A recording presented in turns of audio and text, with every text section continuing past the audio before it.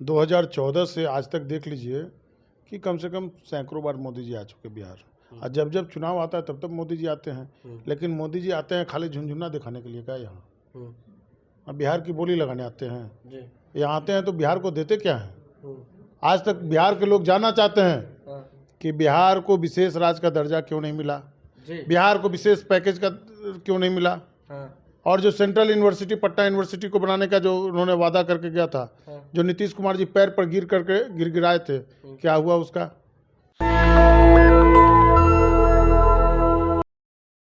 प्रधानमंत्री नरेंद्र मोदी परसों पटना आ रहे हैं और ऑपरेशन सिंदूर के बाद उनका बिहार दौरा ये दूसरी बार है।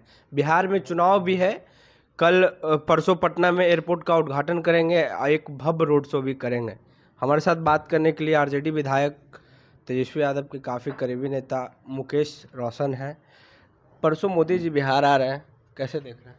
तो कोई पहली बार तो मोदी जी आ नहीं रहे हैं जी। 2014 से आज तक देख लीजिए कि कम से कम सैकड़ों बार मोदी जी आ चुके बिहार। और जब जब चुनाव आता है तब तब मोदी जी आते हैं, लेकिन मोदी जी आते हैं खाली झुनझुना दिखाने के लिए क्या यहाँ। अब बिहार की बोली लगाने आते हैं, यहाँ आते हैं तो बिहार को देते क्या है।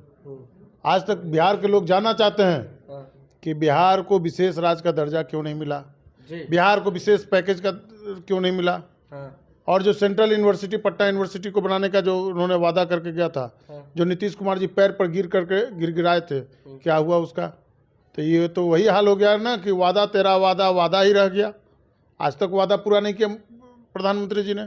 कई बार माननीय मुख्यमंत्री जी उनके पैरों पर गिर करके और बिहार को विशेष राज्य का दर्जा के लिए और जो विशेष पैकेज के लिए मांग की, लेकिन आज तक मिला क्या।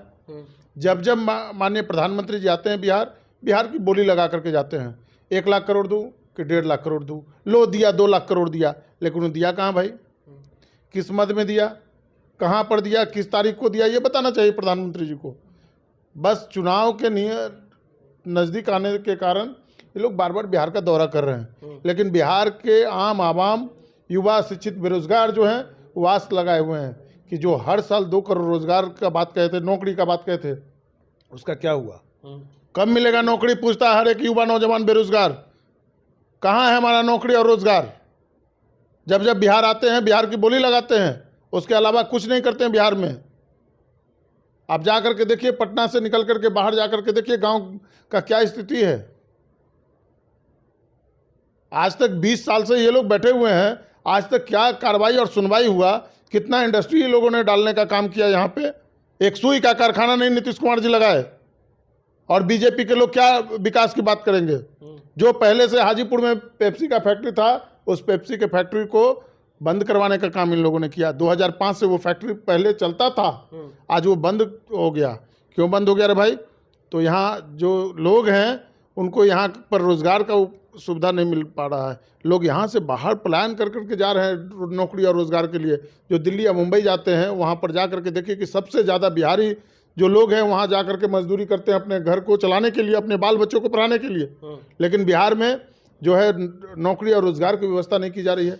आप कब तक लालू जी के नाम पर बिहार के लोगों को ठगते रहोगे। लालू जी के शासनकाल जो था वो गरीब का राज था, उसको आप लोग कहते हो कि जंगल राज। आज रात दिन देखो कि भाई पटना के बीच चौराहे पर गोलीबारी हो रहा है, लॉ एंड ऑर्डर बिगड़ चुका है, आए दिन लूट हत्या और बलात्कार की घटनाएं घट रही है बिहार के अंदर। और फिर भी कहते हैं कि बिहार में बाहर है नीतीश कुमार है। तो उन लोगों से मेरा सवाल है कि बिहार में बाहर है तो रे भाई, लेकिन बिहार में बाहर है, गोलियों की बौछार है, अपराधियों की सरकार है, आप फिर भी कहते हो नीतीश कुमार है। आए दिन हो रहा लूट हत्या और बलात्कार है, तो इस पर रोक लगाइए, और नहीं तो बिहार की जनता 2025 में इस निकम्मी सरकार को उखाड़ करके फेंकने का काम करेगी। नरेंद्र मोदी बोल रहे हैं कि हमारे शरीर में सिंदूर दौड़ रहा है।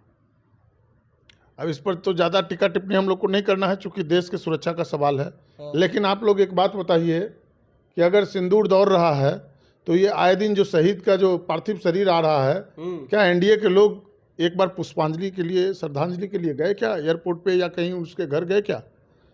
विजय सिन्हा तो बोले तेजस्वी जी बुलाए ही नहीं। अरे तो तेजस्वी जी बुलाएंगे तो उनको जाना चाहिए, यही नहीं कहना चाह रहे हैं। तो इस बात को आपस लेना चाहिए उनको। जिस तरीके से व्याकुल होकर करके 2 उप मुख्यमंत्री बने हुए हैं, लेकिन काम क्या हो रहा है बिहार में।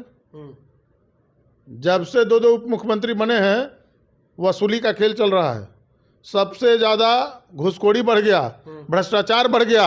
आप बिना घूस दिए हुए एक भी काम नहीं होता है। आप थाना में, ब्लॉक में, जिला में कहीं भी चले जाइए, कहीं ना कहीं लगता है कि बीजेपी के लोग सत्ता में बस पैसा कमाने के लिए बैठे हैं और पैसा का उगाही करवाने के लिए। अब जो अभी देखिएगा पूरा मार्च लूट चला, उसी तरीके से अभी जून में लूट चलेगा। पोस्टिंग, ट्रांसफर पोस्टिंग में पैसा वसूली किया जा रहा है। नीतीश कुमार का हर एक बार आप वीडियो देखते हैं, वायरल होता है। कल शिक्षा विभाग के अपर मुख्य सचिव के पाठक के सर पे गमला रख दिए हैं। सॉरी, पैच एस सिद्धार्थ के सर पे गमला रख दिए। तो आप मुख्यमंत्री जी से कुछ आशा भी रखे हैं क्या? उनका तो मानसिक स्थिति जो है बिगड़ चुका है, उनका मानसिक संतुलन खराब हो चुका है। अविलंब राष्ट्रपति शासन लगा करके बिहार में और मुख्यमंत्री जी को पद से मुक्त कर देना चाहिए। जिनका मानसिक संतुलन ही सही नहीं है, उनको एक संवैधानिक पद पे बने रहने का 1 मिनट भी अधिकार नहीं है। नीतीश कुमार जी को कुर्सी पर से हटा कर करके राष्ट्रपति शासन लागू करके बिहार में चुनाव कराया जाए। तेजस्वी यादव कहते हैं अचेत अवस्था में हमारे मुख्यमंत्री। हमारे नेता तो सही बोलते हैं, तेजस्वी जी हमेशा बोलते रहे हैं कि नीतीश कुमार जी बीमार हो चुके हैं, लाचार हो चुके हैं, अचेता अवस्था में हैं। उनको बिहार के आम आवाम से, सुरक्षा से कोई मतलब नहीं है। आए दिन देख लीजिए व्यवसायियों का हत्या हो रहा है। क्या सरकार के कोई आला अधिकारी या सरकार के कोई जो सत्ता के संरक्षण में जो लोग बैठे हुए हैं और सत्ता के संरक्षण में लुटवा रहे हैं, बिहार को हत्या करवा रहे हैं, वो लोग क्यों नहीं जाते हैं लोगों से पूछने? बिहार का जो हाल है भगवान भरोसे चल रहा है। आप देख लीजिए कि नीतीश कुमार जी का कितना चल रहा है इसमें। बीजेपी और जदयू के जितने भी मंत्री हैं, उनका अगर संपत्ति का अगर जांच कराया जाए तो पिछले 20 वर्षों में उन लोग का 200 गुना जो है वो संपत्ति का वृद्धि हुआ होगा।